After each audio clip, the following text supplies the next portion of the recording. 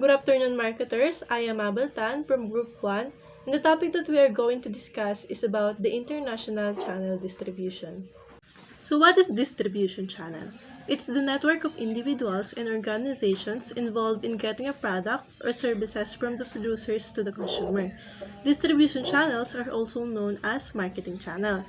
It plays a crucial role in ensuring that products reach the right place at the right time, connecting producers with consumer and maximizing the ability and accessibilities of goods in the market.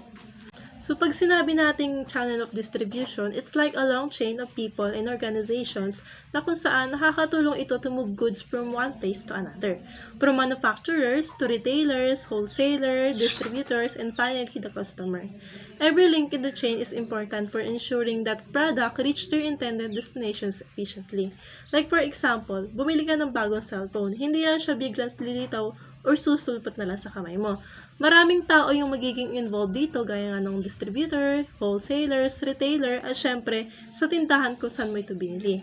So yung bawat entities na yun plays an important role in getting the product into the hands of the final customer. So now, let's proceed to the components. So dito sa components of distribution channel, it involves various intermediaries na kung saan nakakatulong siya para mas maging smooth yung process it to become more efficient.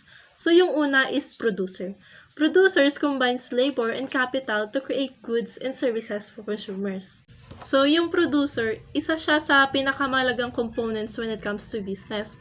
Siya yung responsible for creating the goods that will distributed through the channel. So, yung producer combines their labor and capital katulad ng factories, equipment, at raw material para makagawa sila ng final product. Sa pag-combine ng labor at capital in a strategic way, producer can create a product that are valuable sa consumer and syempre to help them to achieve their goals. Ang pinaka-goal nito is to create a high-quality product na kung saan nami-meet nito yung needs of customer while maximizing the profits. So, yung next component is agent. Agent commonly act on behalf of the producer to accept payments and transfer the title of the goods and services as it moves through distributions. So, yung agent, they handle the task katulad ng accepting the payment galing sa retailer or end consumer, transferring ownership of the product at coordinating logistics. For example, let's say may-ari ka ng isang small business that produce handmade jewelry at wala kang resource at expertise para ma-handle mo yung aspect of distribution process. So, pwede kang mag-hire ng agent who specializes in managing this type of transaction. Agent is crucial in facilitating the flow of goods and services throughout the distribution channel. So, by acting on behalf of the producer, they can streamline the process, reduce costs, at increase efficiency. Yung agent often have established relationship with retailers and other intermediaries, na kung saan natutulungan ito yung producers to gain access to new markets and customer. So, the third component is what we call the wholesaler, a person or company that sell large quantities of goods, often at low prices, to retailers. So, sa wholesaler, siya yung bumibili ng product in a bulk and sell them to other businesses known as retailer. They act as intermediaries between manufacturers and retailers. Nag-offer sila in a convenient way for both parties to reach their target market. Ang mga wholesaler, nag-offer sila ng product in a low price. Bakit? Kasi bumibili sila ng mga items in a massive quantities directly from manufacturers, which allow them to negotiate better deal. Tinutulungan din ng mga wholesaler yung mga retailers to save time and effort by handling all the logistics involved in getting products from the manufacturer to the store shelves. So, they take care of things katulad ng transportations, storage, and inventory management so retailers can focus on what they do best, serving customers. So, the last component is a retailer, a person or business that sells goods to the public in small quantities for immediate use or consumption. So, pag sinabi nating retailer, siya yung bumibili ng goods from a wholesaler and then sell them to the public in small quantities for immediate use or consumption. Think of them as the final stop in the supply chain. Yung mga retailer, kailangan nila maging knowledgeable about their product para pag nagtanong yung customer about sa product ay masasagot nila. So now, you might wonder kung bakit yung mga retailers ay bumibili sa mga wholesaler when they could buy directly from the manufacturer. Kasi they don't always have the resources or expertise para ma-handle yung mga large-scale purchases. So, by partnering with wholesaler, retailers can offer a wider range of products without having to invest in expensive inventories management systems. Now, let us proceed po sa types of distribution channel. There are three major distribution channel and they are direct distribution channels, indirect distribution channels, hybrid distribution channels. Direct distribution channel. So, ang direct distribution channel ay isang paraan ng pamamahagi ng produkto kung saan ang manufacturer ay nagbebenta ng kanilang produkto ng direkta sa mga consumer o retailers. Sa ganitong sistema po, walang middleman o intermediary na kasangkot. At ang manufacturer ang nagmamay-ari ng buong proseso mula sa production hanggang sa pagbenta. Ito ay nagbibigay ng kontrol sa manufacturer sa presyong marketing at serbisyong binibigay sa kanilang mga produkto. Isa itong mas mabilis na paraan sa pamamahagi kaysa sa ibang mga channel at nagbibigay daan para sa mas mataas na kita para sa manufacturer. Pero ito rin po ang may mga hamon tulad ng mataas na gastos at responsibilidad sa lahat ng bahagi ng supply chain. Overall and direct distribution channel ay isang strategy para sa ilang negosyo upang mapabuti ang kontrol sa kanilang produkto. Advantage, creator control. So, sa pamamagitan ng direct distribution, mas may kontrol ang negosyo sa pag-handle ng kanilang product mula sa pag-produce hanggang sa pagdating sa customer. Maaaring kontrolin ang aspeto ng kalidad, branding, at serbisyo kasama sa proseso ng pamamahagi. So, next naman po is higher profit margin. So, ito naman po ay dahil wala o mas makaunti ang intermediaries sa direct distribution, mas mataas ang potential na kita. Ang kita mula sa bawat unit ng produkto ay maaaring mas malaki dahil sa mas mababang gastos sa distribution. So, ang last po ay direct customer feedback. Ang direct na ugnayan sa customer ay nagbibigay ng opportunity para sa mabilis at tiyak na feedback. Ito ay mahalaga sa pagpapabuti ng produkto, serbisyong customer, at pag-unlad ng negosyo. Halimbawa, sa online na pamilihan, ang negosyo ay maaaring makatanggap agad ng tugon sa mga review at komento ng customer. So, halimbawa, ang isang online store na nagbebenta ng sapatos ay maaaring makatanggap ng agad na feedback mula sa mga bumibili tungkol sa kanyang produkto at maaari niyang madaling baguhin ang kanyang stock o magbigay ng mas mahusay at serbisyo base sa mga ito. Disadvantage, increased responsibilities. Sa paggamit ng direktang distribution, kinakailangan ng kumpanya ng pamahalaan ang lahat ng aspeto ng paghahatid ng produkto mula sa paggawa hanggang sa pagtanggap ng customer. Ito ay maaaring magresulta sa mas mataas na panganib at gasto sa pamamahala ng supply chain. Ang next po is limited market reach. Dahil sa direkta lamang nakikipag-ugnay ang kumpanya sa mga customer, may limitadong sakop ang kanilang makakamtan sa merkado. Ito ay maaaring humantong sa kawalan ng pagkakataon na maabot ang mas maraming mamimili at mas maraming lokasyon. Ang last po is higher upfront cost. Ang pagtangkilik ng direktang distribution ay maaaring magresulta sa mas mataas na initial na gastos dahil ang kumpanya ay kinakailangang maglaan ng sariling mga sangkop at sistema para sa paghahatid. Halimbawa, pagtatag ng sariling warehousing at delivery infrastructure ay maaaring mangailangan ng malaking pondo. So, halimbawa, ang isang kumpanya na nagpapagamit ng direktang distribution ay maaaring magkaroon ng sariling fleet ng delivery truck at warehousing facilities na nagreresulta sa mataas na upfront ng gastos. Advantage. Yung number 1 po is market expertise. Nagiging advantage po yung market expertise kasi po pag madami kang alam through distribution network, malaking advantage. Gaya halimbawa sa Facebook, madami kang friends, then may isa kang product, pwede mo po siya i-post or promote na nagiging advantage para mas marami tayong mahikayat na tao. Then sa panahon ngayon, syempre, uso po yung Facebook. Advantage po talaga yung internet kasi other example, sa TikTok, pag nag-post ka ng video mo, pwede mo ilagay yung product mo to promote. Kaya po malaki siyang advantage kasi madami kang mahihikayat na customer. Beside po dun is pwede nilang i-share yung product na pinost mo.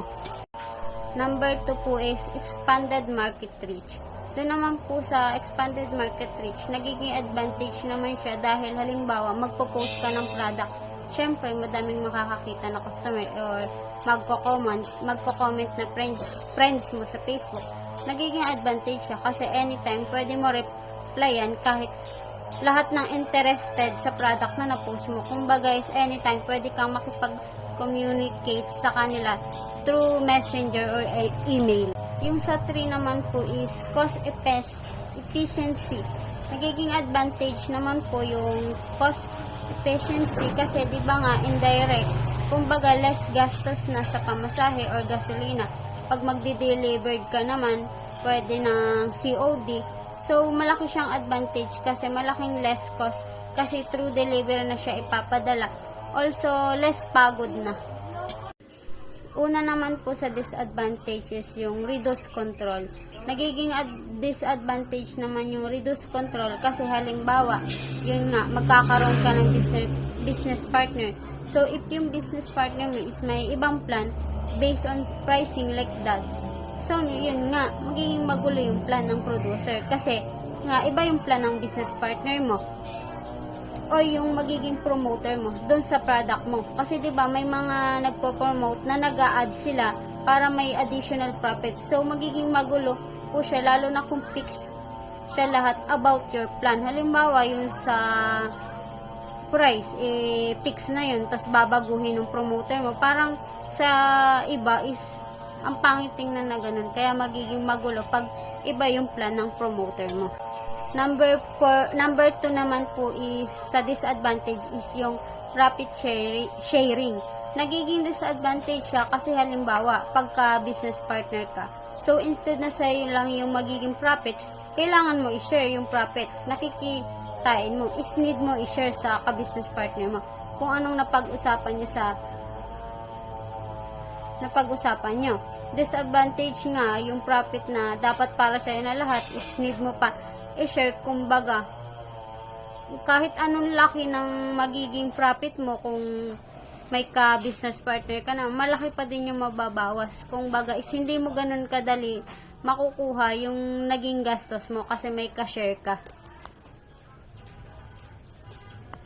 And the last of disadvantage naman po, which is number 3, communication challenges. Nagiging disadvantage siya kasi halimbawa is magpapapromote ka ng product sa isang tao. Then yung tao na yun pala is madaming product na promote. So may tendency na yung communication nyo is maging magulo. Kaya kung makikipag-communicate ka, dapat is consistent yung kausap mo sa product mo. Or yung magiging kausap mo is focus dun sa product mo. Kasi pag madaming product na promote yung ka-business or kausap mo para i-promote yung product mo is parang magiging panghuli yung product mo sa ipopromote niya. So next, number 3 is hybrid distribution channel. The concept of hybrid distribution channel refers to a combination of both direct and indirect channel in distribution process. In this approach, company or producer sells its product directly to consumer while also utilizing intermediaries such as wholesalers, retailers, or distributors to distribute and sell products on their behalf. So sa isang hybrid distribution channel, pinagsasama ng isang company ang mga benefits ng parehong direct and indirect channel. Maaaring magbenta ang company ng direkta sa mga mamimili habang kasosyo nilang ilang intermediary upang maabot ng mas malawak ang base ng mga mamimili. So sa ganung paraan, ang company ay magagamit nila yung benefits ng direct and indirect channels. Tulad ng control sa karanasan ng mga mamimili, mas malawak na saklaw sa market, at syempre, efficient distribution. So next, in distribution channel, there are different levels that represent the number of intermediaries involved in the process of getting the product from producer to end consumer. So these are 0-level channel, 1-level channel, 2-level channel, and 3-level channel. So sa 0-level channel, also known as direct distribution, involves the producer selling the product directly to end consumer. So wala na itong ginagamit na intermediary, kumbaga direkta na ito sa consumer. So this can be done through company-owned retail stores, online sales platform, or direct sales representative. So next, one-level channel. So kaya nga to tinawag na one-level channel kasi iisang intermediary ang ginagamit nito. So use single intermediary between the producer and end consumer. This intermediary can be wholesaler or retailer. In this level, the producer sells product to the intermediary who then sells it to the end consumer. Next is two-level channel. Sa two-level channel naman, syempre, dalawa yung intermediaries between producer and end consumer. First intermediary is typically wholesalers who purchases the product from the producer and sells them to retailer. The retailer sells the product to end consumer. So this level is common in industries where wholesalers play significant role in distribution, 'di ba? Dalawa yung intermediaries, which is wholesalers and retailers. So next is three-level channel. So tatlo yung intermediary na ginagamit dito between the producer and end consumer. First is wholesaler, purchases the product from producer. The second intermediary is distributor, buys product from wholesaler, sells them to retailer, and finally retailer sells the product to end consumer. So tatlo yung ginamit nilang intermediary, which is wholesaler to producer, then distributor, then retailer. So, yun lang yung uh, four four levels ng distribution channel. So, what is the function of distribution channels? So, a distribution channels plays a crucial role in the overall supply chain and marketing strategy of a business. It serves as a bridge between producers and consumers, facilitating the efficient movement of goods and services from the point of production to the point of consumption. So, the primary function of a distribution channels is to ensure that products reach the right target audience in a timely and cost-effective manner. One key aspect of distribution channels is their ability to create utility for both producers and consumers.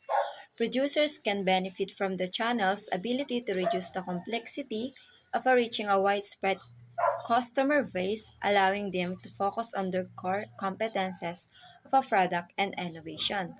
So, on the other hand, consumers benefit from convenience of accessing a variety of products at convenient locations. So, the first aspect of distribution channels is the product distribution.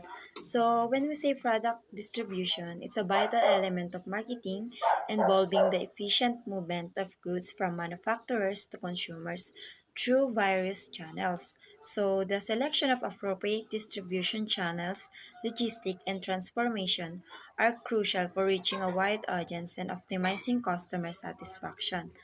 A well managed distribution strategy enhances brands' visibility and recognition, influencing the overall perception of the product in the market. So, in today's globalized landscape, businesses often utilize omni-channel strategies, combining a traditional retail and online platform for a broader reach. So the second one is the market coverage. So market coverage is a strategic aspect of distribution that involves reaching and serving the target market effectively. It encompasses decision on distribution channels, geographic locations, and customer segments. Optimal market coverage ensures a product's availability where and when consumers want it, so contributing to increased sales and market share. So business may choose between intensive, selective, or exclusive distribution strategies based on their objectives and the nature of the product. So the next is the inventory management. So when we say inventory management, this is a critical function in supply chain and operations, focusing on overseeing the acquisition, storage, utilization of goods. So it is also involves maintaining an optimal balance between supply and demand to avoid stockouts or excess inventory. So, effective inventory management aims to minimize carrying costs, enhance order fulfillment, and improve overall operational efficiency. So, utilizing techniques such as just-in-time inventory or ABC analysis help businesses streamline their inventory processes and respond promptly to the market fluctuation. When we say processing and fulfillment are integral components of order fulfillment in a business operation. So it's the process involves the activity from the moment an order is received to the point it is ready for shipment. So this includes order verification, payment, processing, and ensuring accurate product selection. So fulfillment encompasses the entire process of preparing, packaging, shipping products to customer aiming for timely and accurate delivery. So implementing efficient processing and fulfillment workflows is crucial for customer satisfaction, cost control, and maintaining a competitive edge in the market. So advanced technologies such as automation and order tracking system are often employed to optimize the processes. So promotion and marketing are essential elements of a business strategies aims at creating awareness, generating interest, and driving sales of a products or services. So promotions involve the use of various communications tools to convey the value proposition of a product to the target audience. Now let's discuss how define distribution channels for your channels. So the first one to define a distribution channels for your channels is the understanding the target market. So, understanding the target market informs the strategic selection of distribution channels, aligning with the preferences and behaviors of the intended audience. So, businesses leverage this understanding to optimize logistics, ensuring efficient product availability where the target customer are most likely to make purchases. So the next one is assessing products characteristics. So assessing product characteristics involves evaluating various attributes and features to understand the unique qualities of a product. So this assessment typically includes considerations such as product functionality, design, quality, durability, pricing, and packaging. So, analyzing competitor. So, analyzing competitor and industry practices is a strategic process that involves evaluating the actions, strategies, strengths, and weaknesses of the both direct rivals and the broader industry. By examining competitors, businesses can identify market trends, benchmark their own performance, and uncover opportunities for differentiations.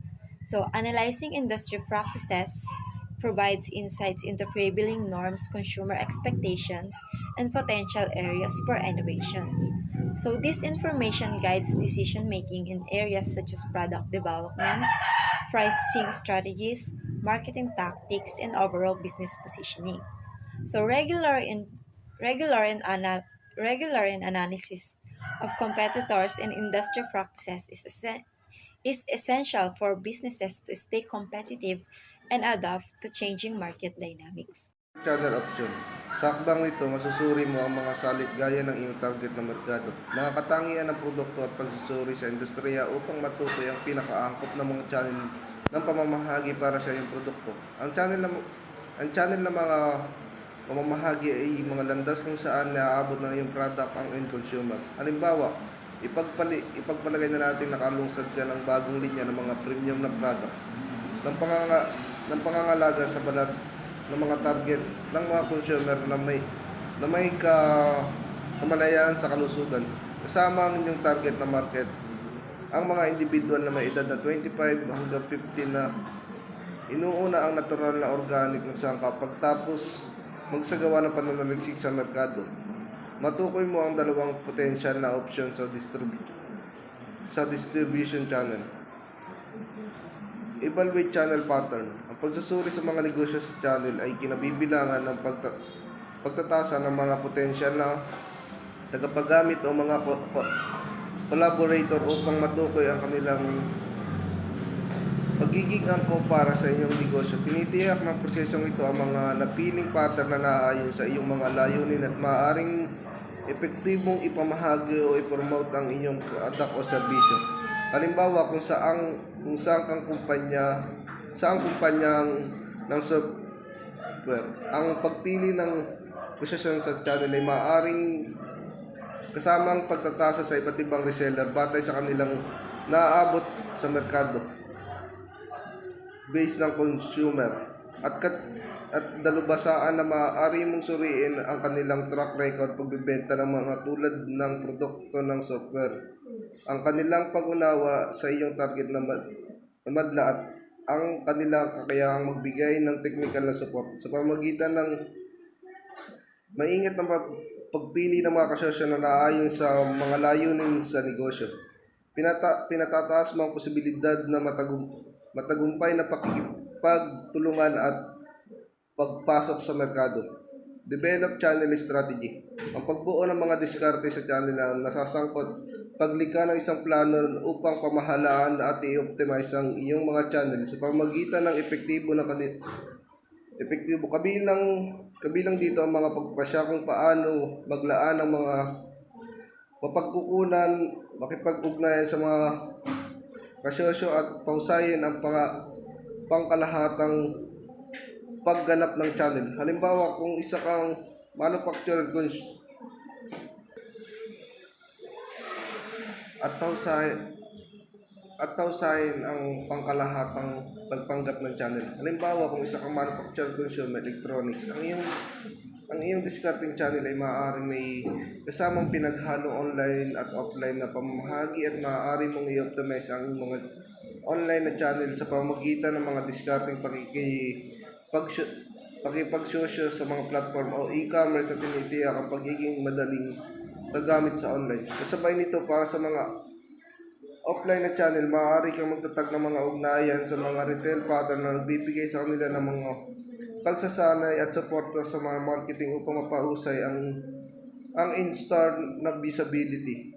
Implement and monitoring. Pagsusuri ito sa manatiling epektibo ang iyong mga pagsisikap sa pamahagi at naayon sa mga layunin ng iyong negosyo. Halimbawa, kung magpasya ka ng malawakin ng iyong pamahagi ng product na pamagitan ng mga platform ng e-commerce, ang pagpapaunlad ay kinabibilangan ng pagsiset-up ng mga online storefront, pagsasama ng mga system na inventaryo at pagtatatag ng maayos sa proseso tulad pagtupad ng order. Sa sandaling gumana, ang patuloy na pagsubaybay ay kasama ang pagsubaybay sa mga kasukatan ng benta, feedback ng mga consumer at paglilipat ng inventoryo.